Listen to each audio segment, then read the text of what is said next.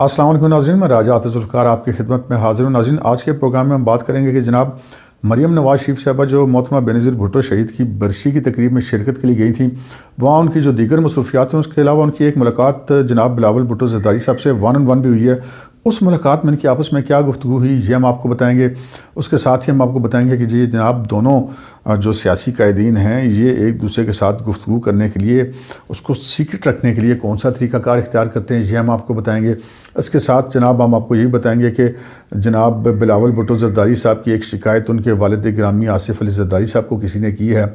वो क्या शिकायत की है और शिकायत पर जनाब आसिफ़ अली ज़रदारी साहब का रद्द-ए-अमल क्या था और उन्होंने क्या जवाब दिया। इसके साथ हम आपको ये बताएंगे कि जनाब बिलावल भुट्टो ज़रदारी साहब के आजकल सियासी उस्ताद कौन हैं, उनके सियासी अतालिक कौन हैं, किसके कहने पर आजकल वो सियासत कर रहे हैं, किससे वो सियासत सीख रहे हैं। इसके साथ साथ हम आपको ये भी बताएंगे कि ये जनाब इस्तीफ़ों का बहुत शोर था, उस इस्तीफ़ों के मामले पे पाकिस्तान मुस्लिम लीग नून और पीपल्स पार्टी के दरमियान कुछ मामला तय पा गए हैं, वो क्या फ़ैसला हुआ है ये हम आपको बताएंगे।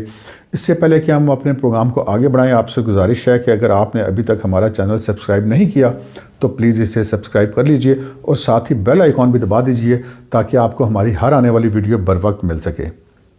तो नाज़रीन, आपको याद होगा कि हमने अपने कुछ प्रोग्राम पहले आपको बताया था कि जनाब नवाज़ शरीफ साहब ने और आसिफ़ अली ज़रदारी साहब ने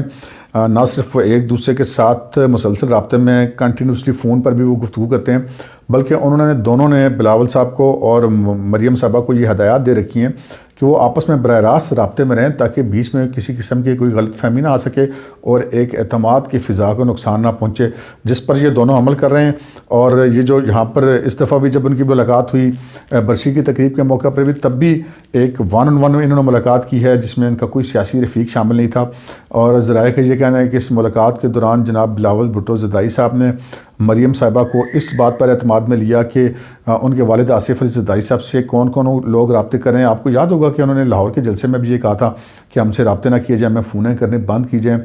कुछ इस किस्म की तफसीलात उन्होंने मरियम साहिबा से शेयर की हैं। उसके साथ ही मरियम साहिबा ने भी उनको बताया कि नवाज़ शरीफ साहब से किन किन लोगों ने राब्ते किए और नवाज़ शरीफ साहब ने क्या जवाब दिए। नाज़रीन, अब आप सोचते होंगे कि ये जनाब जो 1-on-1 मुलाकात होती है तो बड़ी खुफिया होती है, तो उसकी तफसीलात हमें कैसे पता चल जाती हैं। तो नाज़रीन, इसकी जो एग्जैक्ट वर्डिंग है वो तो हमें नहीं पता चलती, वो तो यकीन 1-on-1 मुलाकात का मकसद ये तो कि चीज़ खुफिया है। लेकिन जब ये मुलाकात ख़त्म होती है, ये जो अपने जो चंद एक करीबी सियासी रफ़क़ा होते हैं, ये अपनी पार्टी की आदत होती है या पार्टी के जो करीबी लोग होते हैं उनके साथ वो ये तो शेयर नहीं करते कि फाइनली बात क्या हुई है, लेकिन इतना ज़रूर शेयर करते हैं कि किन मौज़ूआत पे बात हुई है। तो इस तरह से ये बात हम जैसे साफ़ियों तक पहुँच जाती है, हम आपको बताते हैं। और जैसा कि हमने आपको अभी एक बताया कि इन्होंने एक दूसरे के साथ अपने अपने वालिद के साथ जो मुख्तलिफ़ कूतों के राब्ते थे, उन राब्तों में क्या बातचीत हुई, उस मामले पर इन्होंने एक दूसरे को एतमाद में लिया है। नाज़रीन, जब भी इनकी आपस में मुलाकात होती है तो उसमें क्या गुफ्तगू हुई उसको सीक्रेट रखने के लिए ये एक दूसरे के साथ जो है वो पर्चियों के ऊपर लिख कर गुफ्तगू करते हैं। इसके एक बहुत बड़ा सबूत उस वक्त मिला कि जब बिलावल साहब जाती उमरा गए थे, वहाँ पर भी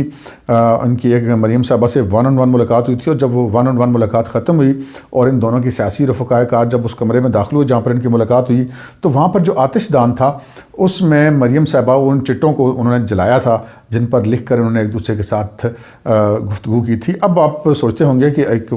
प्राइवेट कमरा है तो उसके बीच में लिखने का तकल्लुफ़ क्यों किया जा रहा है। तो जनाब, आजकल चूँकि टेक्नोलॉजी का दौर है, बड़े हैवी माइक्स होते हैं और ऐसी ऐसी चीज़ों की शक्ल में होते हैं, कब किसने कैसे नस्ब करा दिया कुछ नहीं पता चलता। इवन अब तो टेक्नोलॉजी बहुत आगे चली गई है। जब मोहतरमा बेनज़ीर भुट्टो ज़िंदा थी तो उन्होंने भी जब किसी से कोई ऐसी खुफिया गुफ्तगू करनी होती थी तो वो किसी कमरे में गुफ्तगू नहीं करती थी, वो उस शख्स को या उस शख्सियत को लेके किसी खुली जगह पर या घर के लॉन में चली जाती थी, वहाँ पर बात करती थी ताकि वो बात सीक्रेट ही रहे। तो इसी तरह इन दोनों ने भी जो वहाँ पे जाती उमरा में भी मुलाकात हुई थी और जो नोडेरो में भी मुलाकात हुई है, इसमें भी इन्होंने जो गुफ्तगू आपस में की है वो लिख कर पर्चियों पर गुफ्तगू की है। यहाँ पर आपको एक बड़ी दिलचस्प बात बताएं कि जनाब आसिफ़ अली ज़रदारी साहब से भी कुछ लोगों ने शिकायत की है जनाब कि जनाब बिलावल साहब जो हैं वो बिल्कुल आपके कंट्रोल से बाहर हो गए हैं और वो सियासी तौर पर मरियम साहिबा के हाथों में खेल रहे हैं, तो इनको इस मामले में रोका जाए। जिस पर आसिफ़ अली ज़रदारी साहब ने उन शिकायत कुनंदान को ये बताया कि जनाब बिलावल भुट्टो ज़रदारी साहब मेरे बेटे ज़रूर हैं, लेकिन वो پارٹی کے چیئرمین ہیں، میں تو کو چیئرمین ہوں، تو پارٹی کے تمام معاملات جو ہیں وہ بلاول بھٹو زرداری صاحب خود ہی دیکھتے ہیں، وہ مکمل طور پہ خود مختار ہیں، اور میں ان کے معاملات میں کوئی مداخلت نہیں کرتا۔ وہ سیاسی طور پہ کیسے چل رہے ہیں، کس کو کتنی اہمیت دے رہے ہیں، کتنی نہیں دیتی، یہ ان کا اپنا فیصلہ ہے۔ یہ آصف علی زرداری صاحب نے ان کوتوں کو یا ان لوگوں کو یہ جواب دیا جو پارٹی کے اندر سے تھے یا پارٹی کے باہر سے تھی،